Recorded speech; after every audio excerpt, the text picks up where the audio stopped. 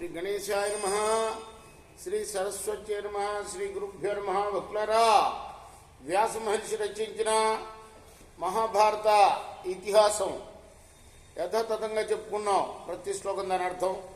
ఇందులో భాగంగా నేటి వరకు మనం ఆదిశభారణ్య విరాట ఉద్యోగ భీష్మ ద్రోణ కన్న శల్య సౌప్తిక స్త్రీ పర్వాలనే 11 పర్వాలు పూర్తి చేశాం. 12వదైన శాంతి పర్వంలో కూడా మనం 249వ అధ్యాయం వరకు చెప్పుకున్నాం. ఈ రోజున 250వ అధ్యాయాన్ని ప్రారంభం చేద్దాం. ప్రారంభించే ముందు వ్యాస భగవాను ప్రార్థన చేసుకుందాం. వ్యాసాయ విష్ణు రూపాయ వ్యాస రూపాయ విష్ణవే నమో వై బ్రహ్మనిదయే వాసిష్ఠాయ నమో నమః. నారాయణం నమస్కృత్య నరం చైవ నరోత్తమం దేవీం సరస్వతిం వ్యాసం తతో జయముదీరయేత్. అంజనానందనం వీరం జానకీ శోకనాశనం కపి సమక్షాంతారాం వందే లంకా భయంకరం. సదా నింబవృక్షస్య మూలాధివాసాత్ సుధాశ్రావిణం తీర్థమప్యప్రియంతం తరుం కల్పవృక్షాదికం సాధయంతం నమామీశ్వరం సద్గురుం సాయినాథం. సమర్థ సద్గురు సాయినాథ్ మహారాజ్ కీ జై. సుఖ ఉవాచ యస్మాత్ ధర్మాత్ పరో ధర్మః విద్యతే నేహ కశ్చన యో విశిష్టశ్చ ధర్మేభ్యః తం భవాన్ ప్రబ్రవీతు మే. ధర్మరాజు అడిగిన ఒక ప్రశ్నకు సమాధానంగా వ్యాసుడికి శుకులకు, అంటే వ్యాసుడు తండ్రి, శుకుడు పుత్రుడు, ఆ తండ్రి పుత్రులకు జరిగిన సంవాదాన్ని చెప్తున్నాడు భీష్ముడు వారు. శుకుడు అడుగుతున్నాడు, ఈ లోకంలో ఏది శ్రేష్టమైన ధర్మమో దాన్ని నాకు చెప్పండి. వ్యాస ఉవాచ ధర్మంతే సంప్రవక్ష్యామి పురాణం ఋషిభిః విశిష్టం సర్వధర్మేభ్యః తమిహైకమనః శృణు. వ్యాసుడు చెప్తున్నాడు, సర్వధర్మాల్లో శ్రేష్టమైన ధర్మాన్ని గురించి చెప్తాను నాయన. ఇది నేను చెప్పింది కాదు, ప్రాచీన మహర్షులు చెప్పింది. సావధానంగా విను. ఇంద్రియాని ప్రమాధీని బుద్ధ్యా సంయమ్య యత్నతః సర్వతో నిష్పతిష్ణూని పితా బాలా నివాత్మజాం. ప్రయత్నపూర్వకంగా బుద్ధితో నియంత్రించి ఇంద్రియాలని అణచివేయాలి. అవి విషయాలపై పడుతూ ఉంటాయి.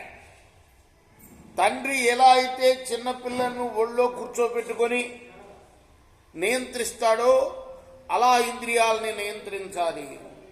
మనసశ్చేంద్రియాణం చాప్యైకాగ్ర్యం పరమం తపః తద్ధ్యాయః సర్వధర్మేభ్యః సధర్మః పర ఉచ్యతే.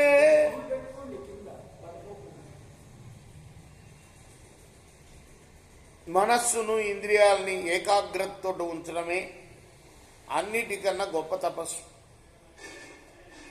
సర్వధర్మాల కన్నా అదే గొప్పది, అదే శ్రేష్టమైనది. తాని సర్వాణి సంధాయ మనః సస్వాని మేధయా ఆత్మతృప్తైవాసీత బహుచించమచింతయన్. మనస్సుని, పంచేంద్రియాల్ని బుద్ధి ద్వారా స్థిరంగా నిలుపుకొని అనేక విధాలుగా ఆలోచింపదగిన విషయాలను గురించి ఆలోచించకుండా తనలో తాను తృప్తి పొంది నిశ్చలంగా ఉండాలి. గోచరేభ్యో నివృత్తాని యథాస్తాస్యంతి వేష్మని తథా త్వమాత్మనాత్మానం పరం ద్రక్షసి శాశ్వతం. ఇంద్రియ అర్థాల నుండి మరలి తమ నివాస స్థానంలోనే నిలిచినప్పుడు స్వయంగానే ఆ సనాతన పరమాత్మను సందర్శించుకోవచ్చు. సర్వాత్మానం మహాత్మానం విధూమమివ పావకం తం పశ్యంతి మహాత్మానః బ్రాహ్మణ ఏ మనీషినః. పొగలేని నిప్పులాగా ప్రకాశించే ఆ పరమాత్మే సర్వాత్ముడు, మహాత్ముడు, బుద్ధిమంతుడు, మహనీయులు. సర్వాత్ముడు ఎవరయ్యా అంటే పొగలేని నిప్పులాగా ప్రకాశించేవాడు ఆ పరమాత్మ. మరి అతన్ని ఎవరయ్యా చూడగలరు అంటే మహాత్ములైన వాళ్ళు, బుద్ధిమంతులైన వాళ్ళు, మహనీయులైన వాళ్ళు చూడగలరు.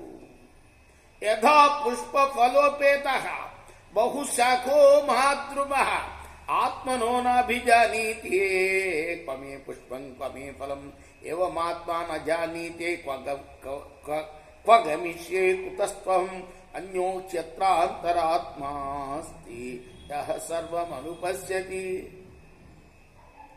చాలా కొమ్మలు కలిగి ఫలపుష్పాలతో నిండి ఉన్న చెట్టు తన పూలు పండ్లు ఎక్కడున్నాయో గ్రహించలేదు. అలానే జీవుడికి తాను ఎక్కడి నుంచి వచ్చాడో ఎక్కడికి వెళతాడో తెలియదు.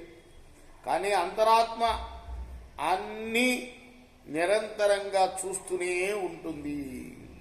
జ్ఞానదీపేన దీప్తేన పశ్చాత్మనమాత్మని దృష్టాత్మమాత్మనాత్మాన నిరాత్మ భవ సర్వవిత్.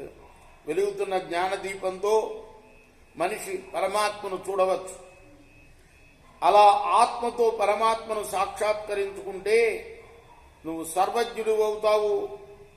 కుమారా చెప్తున్నాడు వ్యాసులు వారు శుక మహర్షితోటి, స్వాభిమాన రహితుడు అవుతావు. విముక్త సర్వపాపేభ్య ముక్తత్వచ ఘోరగ పరాం బుద్ధిమవాప్య విపాప్మ విగతజ్వర. కుబుసం విడిచిన పావులాగా సర్వపాప విముక్తులవై ఉత్తమ బుద్ధిని పొంది పాపాలకు చింతకు దూరం అవుతావు. ఎప్పుడు